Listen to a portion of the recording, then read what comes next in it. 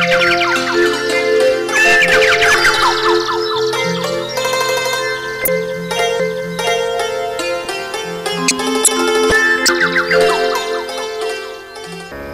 तक रहेगी जिंदगी फुर्सत न होगी काम से, कुछ समय ऐसा निकालो प्रेम कर लो श्री राम से। प्रिय भगवत प्रेमियों, जीवन की ये एक अटल सच्चाई है कि अगर मानव जीवन में सफलता को प्राप्त करना चाहता है तो उसे मित्र उस ईश्वर को ही बनाना चाहिए। परम पूजनीय सर्वश्री आशुतोष जी महाराज अक्सर कहा करते हैं, मित्र अगर कोई संसार में है तो वह है ईश्वर। महाभारत का युद्ध जब आरंभ होने वाला था तब दुर्योधन और अर्जुन दोनों ही भगवान श्री कृष्ण जी के पास सहायता के लिए पहुंचे। भगवान श्री कृष्ण उन दोनों से कहते हैं कि आपको यह चुनाव करना होगा, और वह चुनाव यह है कि इस युद्ध में एक तरफ तो मैं अकेला रहूंगा और दूसरी ओर मेरी सेना। इसलिए आप दोनों में से कौन मुझे चाहता है और कौन मेरी सेना, वह अपना अपना प्रस्ताव मेरे सामने रखे। और तब दुर्योधन ने भगवान श्री कृष्ण जी की सेना को मांगा और अर्जुन ने भगवान श्री कृष्ण को, और हम जानते हैं विजय अर्जुन की हुई। इसलिए परमात्मा को ही चुन लिया जाए, परमात्मा को ही अपना मित्र बनाया जाए। परमात्मा हर परिस्थिति में मनुष्य का साथ देता है। द्रोणाचार्य और द्रुपद की कहानी हम सभी जानते हैं। द्रोणाचार्य से यही गलती हुई थी, उन्होंने दोस्त बनाया था द्रुपद को, और दूसरी ओर सुदामा दोस्त बनाते हैं भगवान श्री कृष्ण को। और द्रोणाचार्य का हश्र बहुत ही बुरा हुआ और सुदामा कृष्ण को अपना मित्र बनाकर परम आनंद की अनुभूति करते हैं। क्योंकि संसार का रिश्ता हमारे साथ छोड़ देता है अगर हम कंगाल हो जाएं, अगर हम बदसूरत हो जाएं, लेकिन परमात्मा किसी भी परिस्थिति में हमें छोड़ता नहीं। इसलिए भक्तों ने सदा से ही ईश्वर को अपना मित्र बनाया और उसके चरणों में ही प्रार्थना की, हे प्रभु, इस बार बार के आवागमन के चक्कर से हम तंग आ चुके हैं, हमें अपने चरणों में लगाओ और इस भव सागर से पार करो। जन्म बारंबार पाया, मरण दुख हर बार झेला, पूर्ण जर्नी जठर मेया, सुख दुखों का खेल खेला। पार करना हे अगम, संसार सागर विश्व भारी। पाहि प्रभु, हे पाहि प्रभु, अवलंब तुम ही अपमुरारी। हे मुर नामक राक्षस के वध करने वाले, हे मुरारी, आप मुझे इस भव सागर से पार करिए। बार बार जन्म लेना फिर मर जाना, बार बार मां के गर्भ में आना, इस सुख दुख के खेल को खेलता खेलता मैं थक चुका हूं। इसलिए भक्तों ने परमात्मा को ही मांगा, परमात्मा के ही चरणों में सदा से ही ये प्रार्थना की। लेकिन आज विडंबना ये है, ये जानते हुए भी कि ये संसार हमारा साथ देने वाला नहीं है, फिर भी मनुष्य परमात्मा को भूलकर इस संसार की ओर ही दौड़ रहा है। सुबह होती है, शाम होती है, जिंदगी यूं तमाम होती है। अंधेरी राह पर बढ़े जा रहे हो तुम, पर आत्मा तो परेशान होती है। कुछ नहीं मालूम, लक्ष्य विहीन जीवन। आज मनुष्य उस मुसाफिर की भांति है जो गाड़ी में बैठा तो है, जो बस में ट्रेन में बैठा तो है, लेकिन उसको ये नहीं मालूम कि उसको उतरना कहां है, उसको पहुंचना कहां है, उसकी मंजिल कहां है। इसी प्रकार लक्ष्य विहीन जीता ये अभागा मनुष्य परमात्मा को भूल गया है, जो इसका जीवन आधार है, जिसके कारण ईश्वर ने इसको मानव तन प्रदान किया। गोस्वामी तुलसीदास जी रामचरितमानस में कहते हैं, बड़े भाग्य मानुष तन पावा, सुर दुर्लभ सब ग्रंथ ही गावा। साधन धाम मोक्ष कर द्वारा, पाही न जही परलोक सवारा।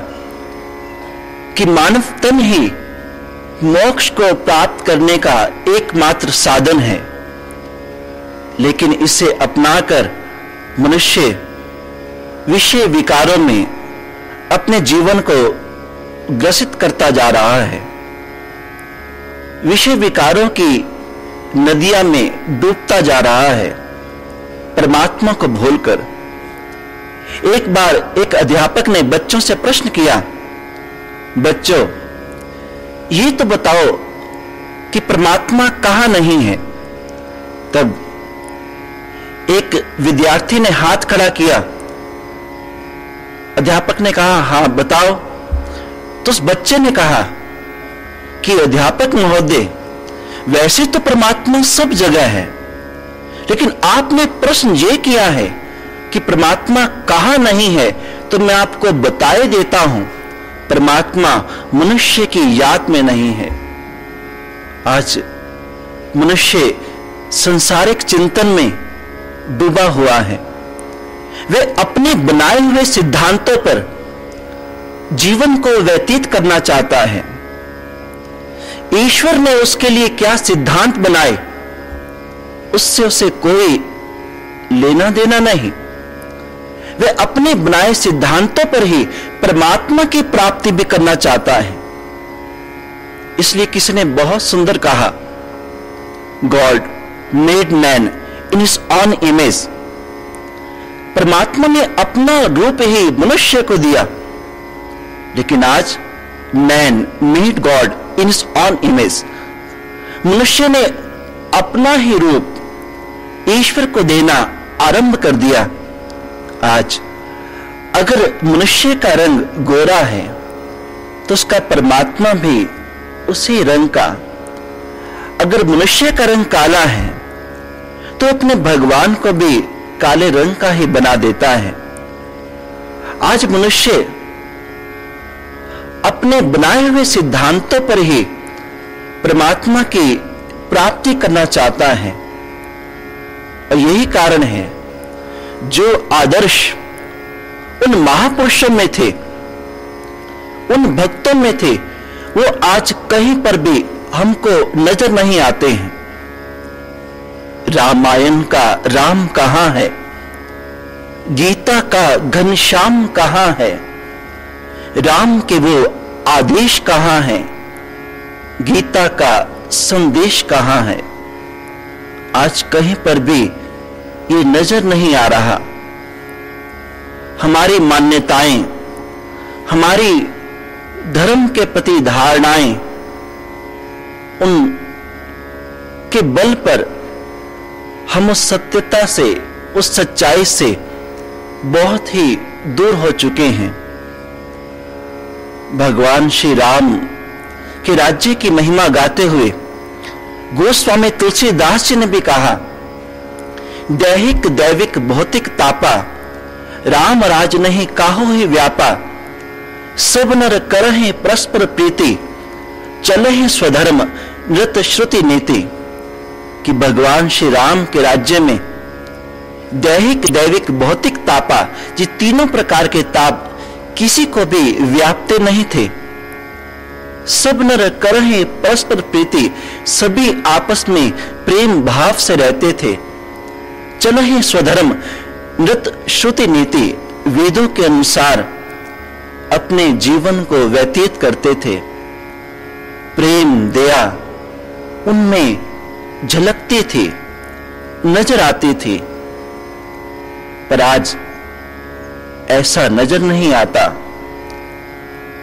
इसलिए किसी ने बहुत सुंदर कहा, राम सुमिर के रहम करे ना, फिर कैसे सुख पाएगा।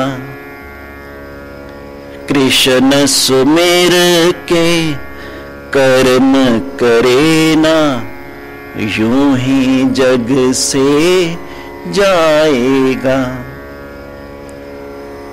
किसी महापुरुष ने बहुत सुंदर कहा, रखा रार्थो राम सकल गुण में ऐश्वर्य जल्दी, मकारार्यो जीव सकल विधि कैंकर्य निपुणः। कि होना तो यह चाहिए था कि ईश्वर का अनुसरण जीव करे, लेकिन आज जीव अपने बनाए हुए मार्ग पर ईश्वर को चलाना चाहता है। र का अर्थ है ईश्वर, म का अर्थ है जीव।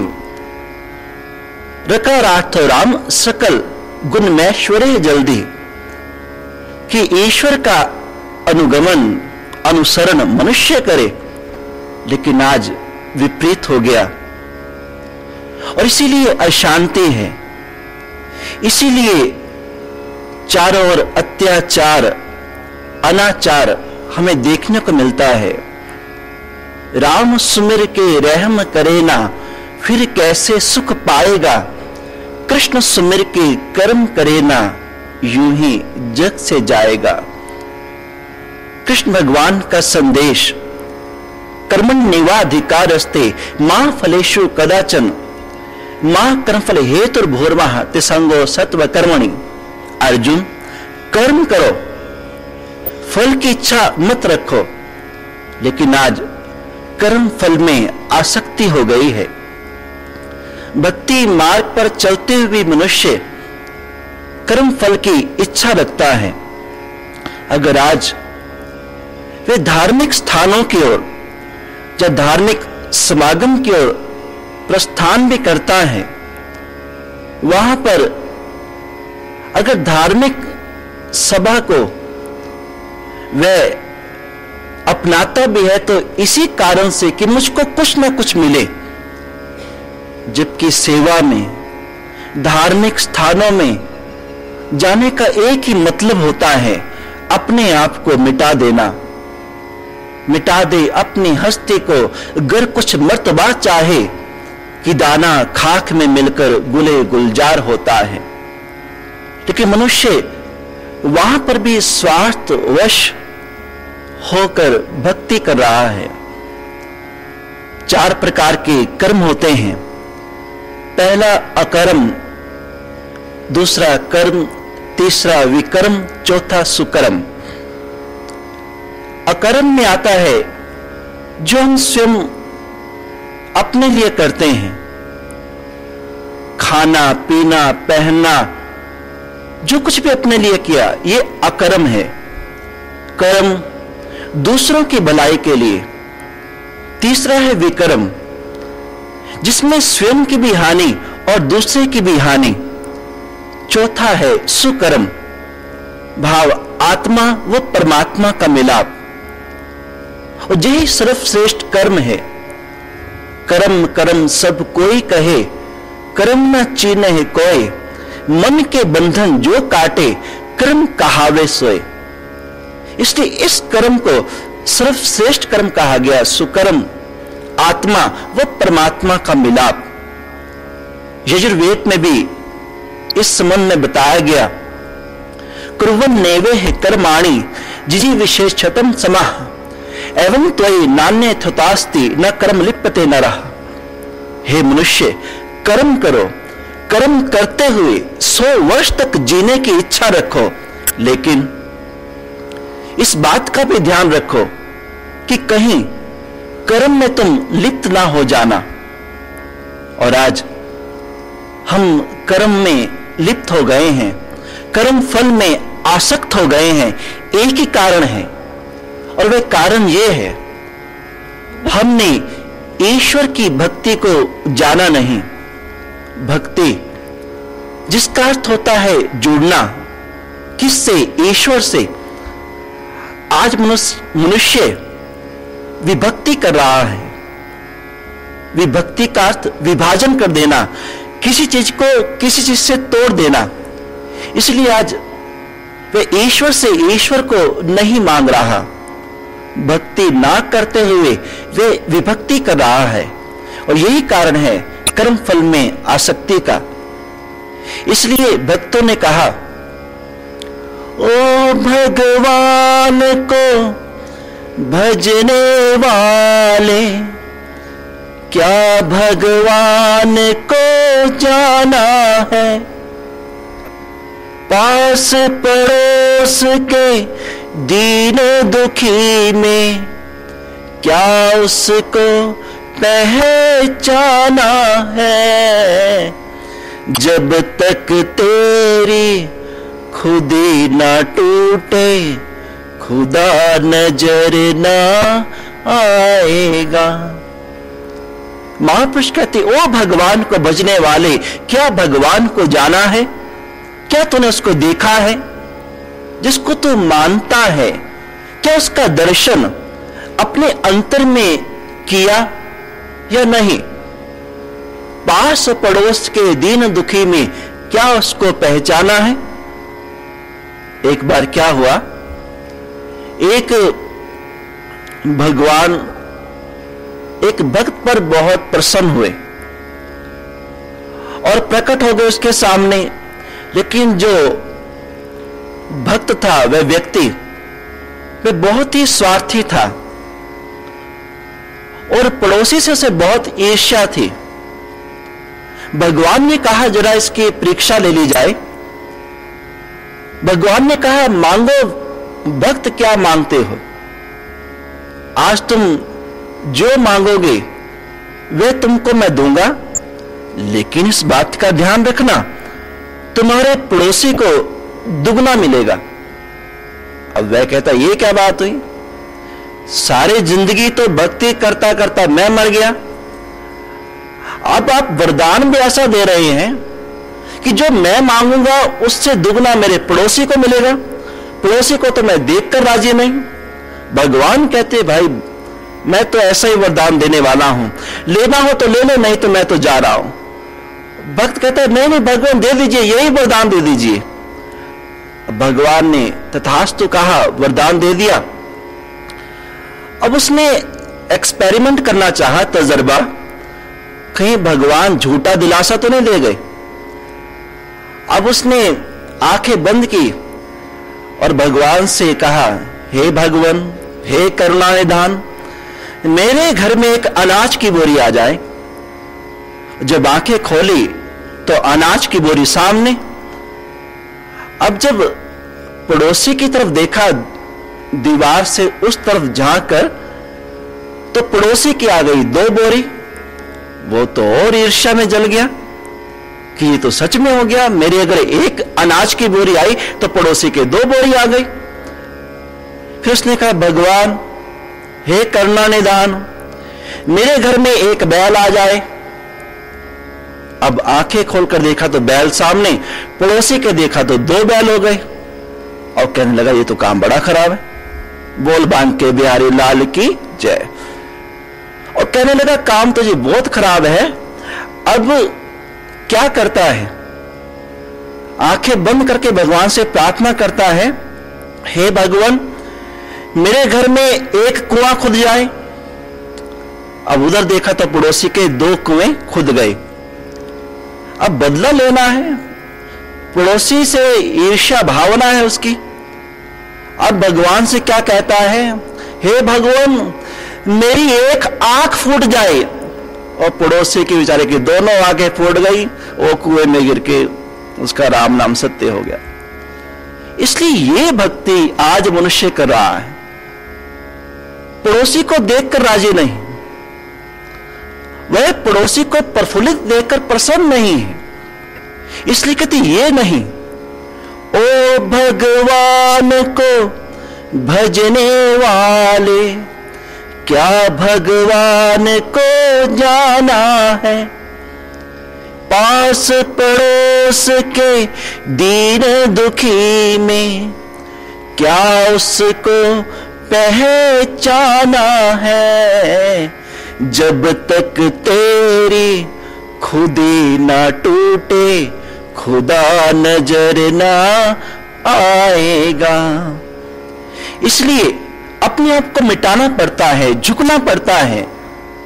और झुकता कौन है? झुकता तो है वह जिसमें जान होती है। झुकता कौन है? झुकता तो है वह जिसमें जान होती है। अकड़े रहना मुर्दे की पहचान होती है। इसलिए संत महापुरुषों के सामने, ईश्वर के सामने बड़े बड़े राजा महाराजा रंक सभी को ही झुकना पड़ा। इसलिए किसने बहुत सुंदर कहा है, कोई शहंशाह जग में किसी का राज देखा है, किसी इंसान के माथे पे शाही ताज देखा है, भिखारी हो कोई आजाद या मालिक जमाने का, हमने हर आदमी को आपका मोहताज देखा है। इसलिए परमात्मा के चरणों में चाहे कोई राजा था, चाहे रंक था, अमीर गरीब सभी झुकते हैं कुछ पाने के लिए। प्रभु को जानने का प्रयास करने के लिए संत की शरणागति, पूर्ण गुरु की शरणागति बहुत ही जरूरी होती है। लेकिन आज बहुत से लोग ईश्वर को जानने का प्रयास तो करते हैं, लेकिन बिना संत के, बिना किसी पूर्ण सतगुरु के, वे अपनी बुद्धि के आधार पर, अपनी इंद्रियों के आधार पर परमात्मा को जानना चाहते हैं।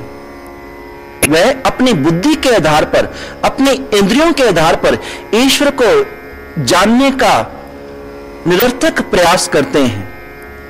जबकि रामचरितमानस में गोस्वामी तुलसीदास जी कहते हैं, राम अतर्क के बुद्धि मन वाणी, मत हमार तुम सुनो सियानी, कि प्रभु राम तर्क मन बुद्धि के दायरे से बहुत परे है। लेकिन फिर भी लोगों ने ऐसा प्रयास किया। हमारा इतिहास इस बात का साक्षी है। हालांकि संसार में देखें, एक कलाकार है, वे कलाकार हास्य के नाटक में बहुत अच्छा अपना अभिनय प्रस्तुत करता है। कोई कलाकार रोने के अभिनय में बहुत कुशल होता है, कोई क्रोध के दृश्य को बहुत सुंदर अभिनय में लोगों के समक्ष प्रस्तुत करता है, और उसको देखकर हमारी बुद्धि चकरा जाती है, हम बहुत भावुक हो जाते हैं। जैसे कि एक बार ईश्वर चंद्र विद्यासागर जी एक थिएटर में एक प्ले को देख रहे थे। उस प्ले में, उस नाटक में एक बदमाश व्यक्ति एक स्त्री पर अत्याचार कर रहा है। ईश्वर चंद्र विद्यासागर इतने भावुक हो गए उस दृश्य को देखकर कि उन्होंने वहीं से अपना जूता निकाला और उस जूते को मंच पर दे मारा। वह जूता उस कलाकार के लगा जो बदमाश का अभिनय कर रहा था। जैसे जूता लगा तो वहीं पर नाटक रुक गया और ईश्वर चंद्र विद्यासागर को आभास हुआ कि ये तूने क्या कर दिया, ये तो नाटक हो रहा था, ये तो सब नकली था। और वे मंच पर पहुंचते हैं और उस कलाकार से कहा कि मुझको मेरा जूता वापस कर दीजिए। तब उस कलाकार ने कहा, ये जूता तो मैं वापस नहीं करूंगा, क्योंकि ऐसा इनाम मुझको आज तक नहीं मिला है। आप मेरे अभिनय से इतने प्रभावित हो गए कि आपको लगा सच में ही ये हो रहा है, और आपने मंच पर ही जूता रसीद कर दिया, इसलिए ये जूता तो मैं आपको वापस ही नहीं करूंगा, ऐसा इनाम मुझको कभी नहीं मिला। इसलिए एक कलाकार ऐसा करता है और हमें सत्य महसूस होता है, हमें वो सत्य लगता है। आज कल नकल को भी इस ढंग से प्रस्तुत किया जाता है कि मनुष्य असल को भी पहचान नहीं पाता है। चार्ली चैपलिन, जिसका नाम आपने सुना होगा, उनके नाम पर गांव-गांव में जगह जगह शो किए गए और उसमें सभी चार्ली चैपलिन की भूमिका निभाते थे, और जो सबसे अच्छा करता था उसको फर्स्ट प्राइज मिलता था। चार्ली चैपलिन ने सुना कि मेरे नाम पर ऐसा हो रहा है, तो वह भी रूप बदलकर वहां पहुंच गए और उस शो में उन्होंने भी भाग लिया। आप हैरान होंगे, जो डुप्लीकेट चार्ली चैपलिन थे वो तो पहले नंबर पर आ गए, और जो असली थे वो तीसरे नंबर पर। इसलिए आजकल ऐसे ऐसे कलाकार हैं जो इतने सुंदर ढंग से अभिनय करते हैं कि हम उसको सत्य ही महसूस करने लगते हैं। इसलिए वह ईश्वर, वह तो एक ऐसा कलाकार है जो हर पार्ट करने में कुशल है। कोई कलाकार रोने का अभिनय अच्छा करता है, कोई हंसने का अभिनय अच्छा करता है, हंसने हंसाने का, लेकिन परमात्मा हर प्रकार के अभिनय को भली भांति कर देता है, और ये संसार उसकी इस लीला को बाहरी इंद्रियों से जानने का जब प्रयास करता है तो वह भ्रमित हो जाता है। इसलिए रामचरितमानस में गोस्वामी जी कहते हैं, निर्गुण रूप सुनबती सगुण चीन नहीं कोय, सगुण अगुण नाना चरित सुन मुनि मन भ्रम होए। कि ईश्वर की सगुण लीलाओं को देखकर बड़े बड़े भी भ्रमित हो जाते हैं। एक बार की बात है, जब अगस्त मुनि से कथा श्रवण कर भगवान शिव सती के साथ वापस लौट रहे थे आकाश मार्ग के द्वारा, तो वहां पर भगवान शंकर भोलेनाथ राम जी को नीचे रोता हुआ देख रहे हैं, क्योंकि सीता जी का हरण हो गया है। और वहां पर राम भगवान रो रहे हैं, पक्षियों से, हिरण से पूछ रहे हैं, लताओं से, पेड़ों से पूछ रहे हैं, हे खग मृग, हे मधुकर श्रेणी, तुम देखी सीता मृग नयनी, क्या तुमने मेरी सीता को देखा है? विलाप कर रहे हैं एक विरही व्यक्ति की भांति। प्रभु की इस लीला को देखकर महादेव के मुख से निकल पड़ा, जय सच्चिदानंद, जय सच्चिदानंद। सती को संदेह हो गया, जिस व्यक्ति को यह नहीं मालूम उनकी पत्नी सीता कहां है, और वो पूछ रहे हैं पक्षियों से, लताओं से, हिरण से, इन जंगली जानवरों से, उनको आप सच्चिदानंद की उपाधि किस प्रकार दे रहे हैं? सती ने कहा, ब्रह्म जो व्यापक बिरजज अकल अनी अभेद, सो कोई दिनर होई नर जाहि न जानत वेद। वे परमात्मा जो अजन्मा है, जो अजर है, अविनाशी है, माया रहित है, इच्छा रहित है, वे क्या शरीर धारण कर एक मनुष्य बनकर आएगा और ऐसे रोएगा एक नारी के लिए, एक स्त्री के लिए? इसलिए ऐसे व्यक्ति को सच्चिदानंद कहना, सच्चिदानंद शब्द का ही अपमान है।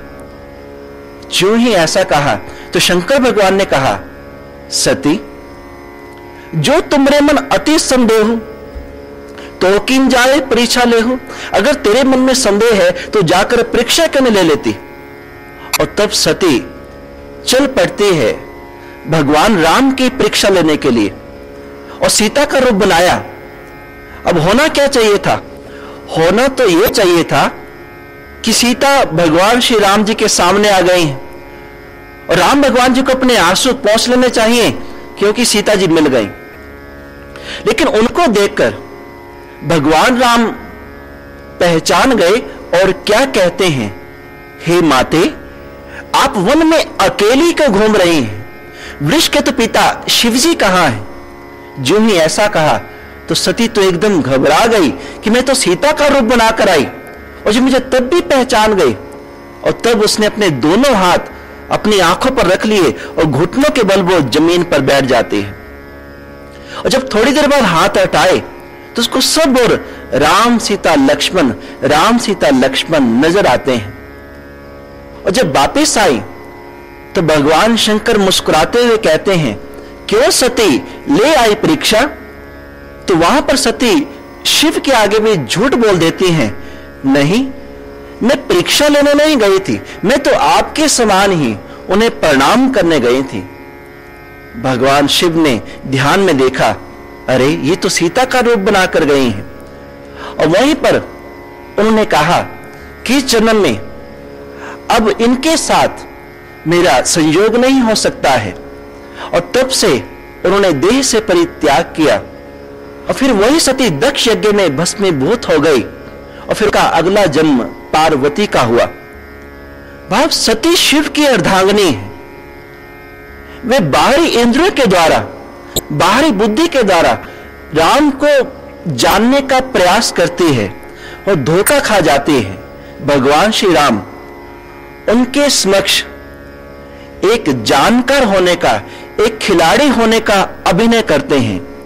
पर जब रावण परीक्षा लेने आया राम भगवान की, तो वहां पर अनाड़ी होने का अभिनय करते हैं। कहीं पर खिलाड़ी तो कहीं पर अनाड़ी। रावण ने मारीच को कहा, मारीच तू सोने का मृग बन, सोने का मृग बन, और वे दोनों तेरे पीछे धनुष बाण लेकर दौड़ेंगे और पीछे से मैं सीता का हरण कर ले जाऊंगा। मारीच ने रावण को समझाया कि वे परमात्मा है, वे साक्षात ब्रह्म है, उसको इंद्रियों से जानने का निरर्थक प्रयास मत करो। एक बार उन्होंने ही ताड़का सुबाहु को मारने के बाद मुझे बिना फल का वाण मारा था और मैं 100 योजन दूर आकर गिरा था, इसलिए वो परमात्मा है। रावण कहता है, मारीच अगर वो परमात्मा है तो वह भी मालूम चल जाएगा, क्योंकि परमात्मा को ही मालूम है उसकी सृष्टि में सोने का मृग बना ही नहीं। अगर वह तेरे पीछे दौड़ा धनुष बाण लेकर, वो राम, वो तपस्वी, अगर वो तेरे पीछे धनुष बाण लेकर दौड़ा तो मैं जान जाऊंगा कि वो परमात्मा नहीं है।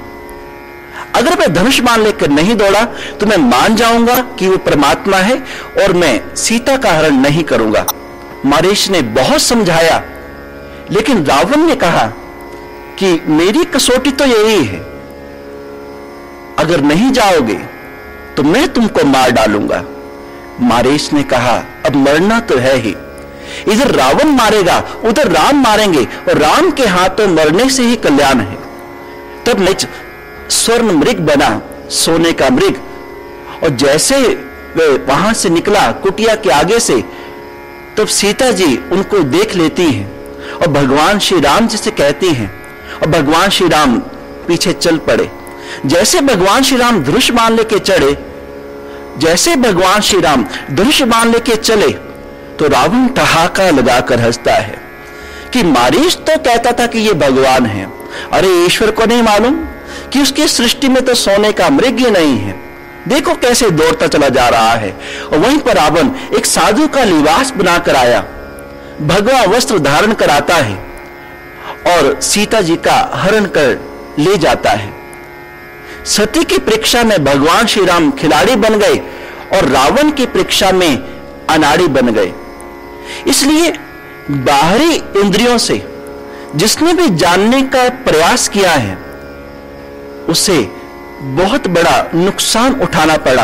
रावण का क्या हश्र हुआ हम जानते हैं।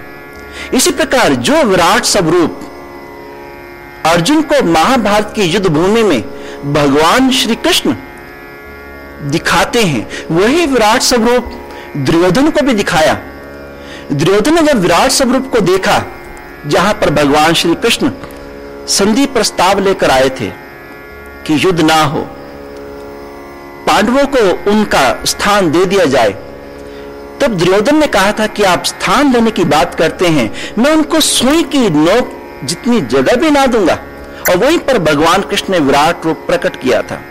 तो उस विराट रूप को देखकर दुर्योधन कहता है, ये छलिया है, ये तो जादूगर है, इसको पकड़ लिया जाए। और भगवान श्री कृष्ण बहुत तेजी से वहां से निकले, लेकिन उसी विराट स्वरूप को अर्जुन को दिखाया तो अर्जुन उनको भगवान कहता है।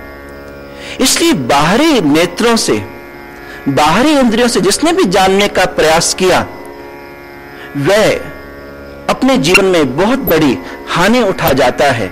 वह ईश्वर के नजदीक होते हुए भी ईश्वर को पहचान नहीं पाता। अब आपका यह प्रश्न होगा कि अर्जुन ने भी तो विराट स्वरूप को देखा, लेकिन भाइयों बहनों भगवत प्रेमियों, अर्जुन को भगवान श्री कृष्ण ने जो विराट स्वरूप दिखाया, उन लौकिक चक्षुओं से नहीं, वह दिव्य चक्षु के द्वारा उसके अंतर में ही प्रकट किया, उसके भीतर में उसको ये दर्शन करवाया। अपने भीतर में जानने के बावजूद अर्जुन भगवान श्री कृष्ण को समझ पाया, नहीं तो बाहरी तौर पर वह भी समझ नहीं पा रहा था। जब कृष्ण भगवान ने अर्जुन से कहा, अर्जुन जो मैं तुझको जो उपदेश दे रहा हूं, यही मैंने आदि में विवस्वान को, विवस्वान ने मनु को और मनु ने इक्ष्वाकु को दिया। तो अर्जुन कहता है कि यह संभव कैसे है, ये द्वापर युग चल रहा है और आप बात कर रहे हैं आदिकाल की, ये कैसे संभव है। तब कृष्ण भगवान ने अर्जुन से कहा, अर्जुन तेरे और मेरे बहुत जन्म हो चुके हैं, फर्क इतना है कि मैं उन सभी जन्मों को जानता हूं और तू किसी जन्म को नहीं जानता। महापुरुषों से भक्तों का संबंध जन्मों जन्मों का होता है। अर्जुन, ये जन्मों जन्मों की कहानी है। आज भी गुरु महाराज जी के पास बहुत से लोग आते हैं और उनका ये प्रश्न होता है कि हम तो ऐसे आस्तिक भाव वाले नहीं थे, हम तो कोई धार्मिक भाव वाले नहीं थे, हमें इस सत्य की अनुभूति, इस ब्रह्म ज्ञान की उपलब्धि किस प्रकार हो गई, हमारी तो उम्र भी बहुत छोटी है। तब गुरु महाराज जी ने बताया कि आप अपने पिछले जन्म को नहीं जानते, इसलिए पिछले जन्म में आपने बहुत खोज की है, जिसका फल यह है इस जन्म में आपको बहुत जल्द उस सत्य की अनुभूति हो गई। इसलिए महापुरुषों से संबंध एक जन्म का नहीं, कई जन्म का होता है। इसलिए किसी ने बहुत सुंदर कहा, कई जन्म से बुला रहा है, कोई तो नाता जरूर होगा। कई जन्म से बुला रहा है, कोई तो नाता जरूर होगा। गुरु को अब भी समझ ना पाया तो तेरी नजर का कसूर होगा। गुरु को अब भी समझ न पाया तो तेरी नजर का कसूर होगा। कई जन्म से बुला रहा है, कोई तो नाता जरूर होगा। इसलिए कृष्ण भगवान ने भी अर्जुन को कहा, अर्जुन ये जन्मों जन्मों की कहानी है और इन बाहरी चरम चक्षु से तू मुझे पहचान नहीं पाएगा, इसलिए मैं तुझको दिव्य चक्षु प्रदान करता हूं। और जैसे ही दिव्य चक्षु प्रदान किया, दिव्यम ददामि ते चक्षु पश्चिमे योगमैश्वरम, अर्जुन अपने अंतर में हजारों सूर्यों के प्रकाश को देखता है, उससे भी अधिक। दिव्य सूर्य शस्त्रस्य भवे दिग पद्धति था, यदि भा सदृशी सा स्यात् भास्तस्य महात्मनः। यदि भा सदृशी सा स्यात् भास्तस्य महात्मनः। कृष्ण भगवान ने पूछा, अर्जुन तुम क्या देख रहे हो? अर्जुन कहते हैं, मैं हजारों सूर्य से भी अधिक प्रकाश अपने भीतर में देख रहा हूं। फिर उसने चतुर्भुज रूप विराट स्वरूप का भी भीतर में ही दर्शन किया और तब वह समझा, तब वह जाना। इसलिए बाहरी चक्षुओं से, बाहरी इंद्रियों से कभी भी परमात्मा की पहचान नहीं होती है, ईश्वर जाना नहीं जाता है। उसके लिए उस दिव्य दृष्टि की आवश्यकता है। श्री गुरु पदलख मणिगण ज्योति सुमृत दिव्य दृष्टि ही होती, जिसके संबंध में महापुरुषों ने भी कहा, गुरुबाणी में भी, गुरु प्रसादी बूजिया जहां वेकार एक है, हर बिन और न कोई, कहो नानक ए नेत्र अंध, कहो नानक ए नेत्र अंध से सतगुरु मिले दिव्य दृष्टि होई। जब ये दिव्य दृष्टि खुलती तो भीतर में प्रकाश ही प्रकाश हो जाता है। 9 दरवाजे कायकोट है, 10वां गुप्त खीजे, वज्र कपाट ना खुलनी, गुरु शब्द खुलीजे। गुरु खोलता है, और जैसे ही वे दृष्टि खुलती है भीतर में प्रकाश ही प्रकाश। जे सो चंदा उगवे सूरज चढ़े हजार, एते चारण होंदिया गुरु बिन कौर अंधार। इसलिए ये है ईश्वर को जानने का सही प्रयास, उस दिव्य दृष्टि का जागृत होना, उस 10वें द्वार का खोलना।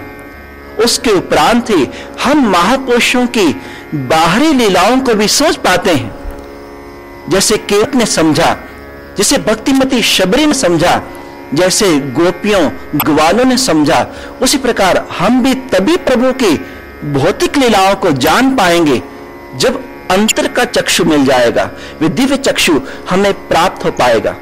गुरु शब्द का अर्थ ही ये है, गु अंधेरा जानिए रू कहिए प्रकाश, मेटे अज्ञानतम ज्ञान से गुरु नाम है तास। जो अंधेरे से उजाले में ले जाए वही पूर्ण महापुरुष है, और यही गुरु की पहचान है। और ये भगवा वस्त्र जो आप महापुरुषों पर देखते हैं, भगवा वस्त्र की महिमा भी इसी प्रकार है।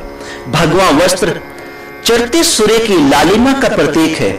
जैसे सूर्य निकलता है और अंधकार दूर हो जाता है, इसी प्रकार संत महापुरुषों ने भगवा वस्त्र को धारण कर इस संसार के अज्ञानता के अंधकार को उस ब्रह्म ज्ञान के द्वारा दूर किया।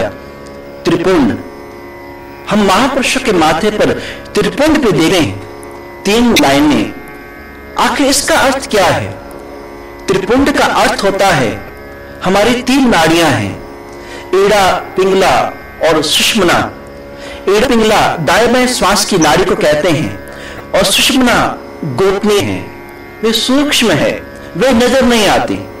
और जब इन तीनों नाड़ियों का संगम यहां पर होता है, जहां पर बहनें माताएं बिंदी लगाते हैं, जब पंडित लोग तिलक लगाते हैं, यहीं पर जब तीनों का संगम होता है, वहीं पर भीतर का प्रयाग प्रकट हो जाता है, जिसमें मन स्नान करता है।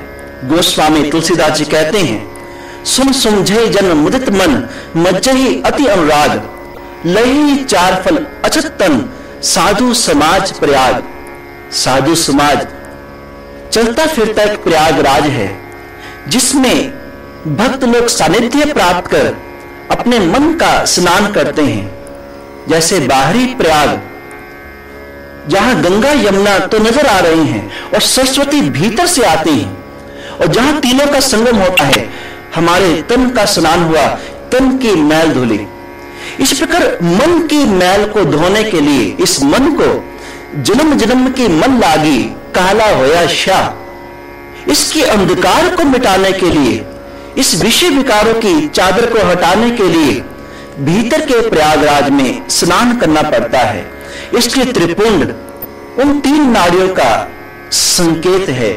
एड़ा, पिंगला, सुषुम्ना 3 बसे एक ठाई, वेने संगम तह पराग, मन मज्जन करे तिथाई, जिसके बारे में हमारे शास्त्रों में भी कहा गया, त्रिवेणी संगमो यत्र तीर्थ राजस उच्चते, त्रिवेणी संगमो यत्र तीर्थ राजस उच्चते, तत्र स्नान परकुर्वीत सर्वे पाप है प्रमुच्यते।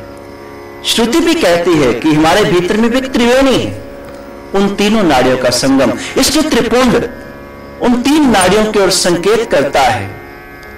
व्रत, व्रत का तो होता है संकल्प लेना। मैं संकल्प लेता हूं, मैं एक व्रत लेता हूं कि जिस कारण परमात्मा ने मुझे मनुष्य का तन दिया, उस कार्य को मैं अवश्य पूर्ण करूंगा। उपवास, उप मैंने नजदीक, उप का अर्थ है नजदीक, वास का अर्थ है रहना, नजदीक कहना। किसके नजदीक? उस ईश्वर के नजदीक। ध्यान, ध्यान के लिए दो चीजों का होना अति अनिवार्य है। पहला ध्येय, दूसरा ध्याता। आज हम नेत्र मूंद कर बैठते हैं, आंख मूंद कर हम ध्यान साधना करते हैं, लेकिन भीतर कुछ नजर नहीं आता और हमारा मन भटकता रहता है। इसको ध्यान नहीं कहा गया। ध्यान तो वह है जब हम नेत्र मूंद कर बैठें तो भीतर में प्रभु का परम प्रकाश हमें नजर आए। राम भक्ति चिंतामणि सुंदर, वसै गरुड़ जाके अंतर, परम प्रकाश रूप दिन राति, नहीं चाहिए कछु द्यत बाती। ऐसा परम प्रकाश जो हमारे भीतर में हो रहा है, जिसके बारे में कृष्ण भगवान ने भी कहा, ज्योतिषामपि तत् ज्योति तम स परमुच्यते, ज्ञानम ज्ञम ज्ञान गम्यम हृदय सर्वस्य विष्टितम। कि अर्जुन, मैं ज्योति की महान ज्योति हूं और हर प्राणी के हृदय में विराजमान हूं। सब में ज्योत ज्योत है सोई, तिस्ते चानन सब में चानन होई, गुरु साखी ज्योत प्रकट होई। इसलिए नेत्र मूंद कर जब ऐसा प्रकाश हमें नजर आता है, वह ध्येय प्रकट होता है, टारगेट प्रकट होता है, उसको हमने देखा, ध्येय को ध्याता ने देखा, तब जाकर ध्यान होता है। लेकिन अगर ऐसा नहीं है तो ये ध्यान नहीं। आज हम खुले नेत्रों से प्रभु का ध्यान करते हैं, लेकिन भगवान शंकर नेत्र मूंद कर बैठे हैं कैलाश पर। भगवान श्री राम जब उन्हें लंका पर पुल बनाना था, समुद्र पर जब सेतु बांधना था, तो 3 दिन तक भगवान श्री राम भी वहां पर ध्यान साधना में बैठे। गुरु तेग बहादुर जी, अनेक महापुरुषों को हम नेत्र मूंद कर ध्यान की अवस्था में देखते हैं। किसी शायर ने बहुत सुंदर कहा, उल्टी ही चाल चलते हैं दीवान गाने इश्क, उल्टी ही चाल चलते हैं दीवान गाने इश्क, आंखों को बंद करते हैं दीदार के लिए। कि नेत्र मिलते हैं प्रभु के दर्शनों के लिए। हम नेत्र खोलकर भक्ति कर रहे हैं। प्रश्न, हम नेत्र खोलकर भक्ति कर रहे हैं, महापुरुषों ने नेत्र मूंद कर किया। अब कंपैरिजन करें, तुलना करें, हम ठीक कर रहे हैं या महापुरुष ठीक कर रहे हैं? महापुरुष ठीक कर रहे हैं। इसलिए जैसा उन्होंने कहा, जैसा महापुरुषों ने हमें संदेश दिया, उस अनुसार हमें भक्ति के मार्ग को अपनाना चाहिए। किसी ऐसे संत महापुरुष की खोज करनी चाहिए जो हमें उस सत्य से मिलाए, उस सत्य से हमारा अवगत कराए, जिस परमात्मा की कथा कहानियों को श्रवण करते हुए हमें इतना समय व्यतीत हो गया। वे भगवान कैसा है, उसका रूप क्या है, आखिर हम उसका दर्शन कर पाएंगे या नहीं? ऐसी प्रार्थना होनी चाहिए। ऐसी प्रार्थना जब होगी तो कोई ना कोई संत महापुरुष, ये सृष्टि का अटल नियम है, जब ऐसी आर्त पुकार होती है एक जिज्ञासु की, एक ऐसे प्रभु भक्त की जो प्रभु का दर्शन करना चाहता है अपने अंतर में, हे प्रभु मेरा भी वह दशम द्वार खोलिए, द्वार दिया का जब तो खोले दिव्य दृष्टि, द्वार दिया का जब तो खोले, पंचम स्वर में गूंगा बोले, अंधा देखे लंगड़ा चल के पहुंचे काशी रे, दर्शन दो घनश्याम नाथ मोरी अखियां प्यासे रे। ऐसी जब प्रार्थना होती है तब संत महापुरुषों का पदार्पण, उनका सानिध्य हमें प्राप्त हो ही जाता है, इसमें कोई संदेह नहीं। ध्रुव प्रहलाद निकले, उनको मिल गए नारद। जो कोई भी ईश्वर प्राप्ति के लिए निकला, उनको पहले गुरु मिल जाते हैं। राजा सिद्धार्थ, वे ईश्वर की खोज में निकले, उनको मिल जाती हैं संत सुजाता। कबीर, वे ईश्वर की खोज में निकले और उनको मिल गए स्वामी रामानंद। इसलिए अटल नियम है, जो कोई भी ईश्वर की प्राप्ति के लिए आगे बढ़ा, उसको रास्ते में गुरु मिल ही जाते हैं, पूर्ण संत महापुरुष मिल ही जाते हैं। इसलिए आप सभी लोग, हम सब बहुत ही भाग्यशाली हैं कि हमें ऐसा जो संदेश प्राप्त हुआ, और ऐसे महापुरुष जहां पर भी हों उनके पास हमें पहुंच जाना चाहिए, जो हमारे सिर पर हाथ रखें, मेरे हीरे रतन नाम हर वसिया, गुरु हाथ तरो मेरे माथा, जन्म जन्म के किलबिक दुख उतरे, गुरु नाम दियो ऋण लाथा।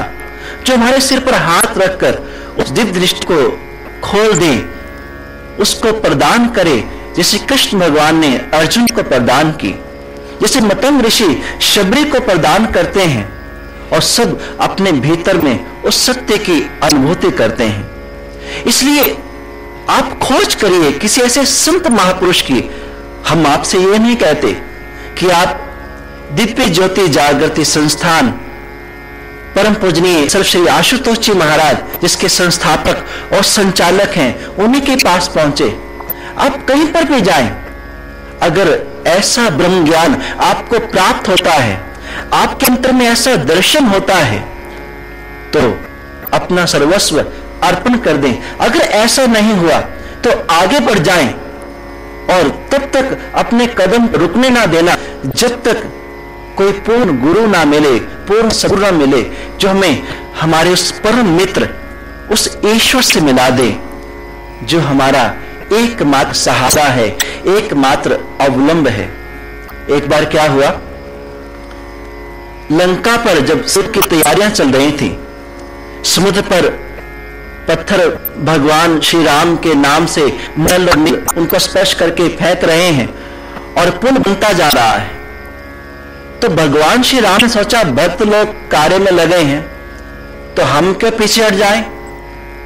भगवान श्री राम आगे बढ़े, पत्थर उठाया और जैसे नदी में फेंका तो नदी में पत्थर वो डूब गया। जैसे पत्थर डूब गया, उस समुद्र में डूब गया। अब भगवान श्री राम कभी इधर देखते हैं, कभी उधर देखते हैं कि भाई किसने देख तो नहीं लिया। अब जब पीछे मुड़ के देखा तो वहां हनुमान जी खड़े थे। बोलिए पवन सुत हनुमान की जय, वीर बजरंग बली की, हाँ जरा जोर से, वीर बजरंग बली की जय। अब हनुमान जी पीछे खड़े थे। भगवान श्री राम उनको मुस्कुराते हुए देख के समझ गए कि अब ये जरूर कुछ ना कुछ करेंगे अपना कार्य।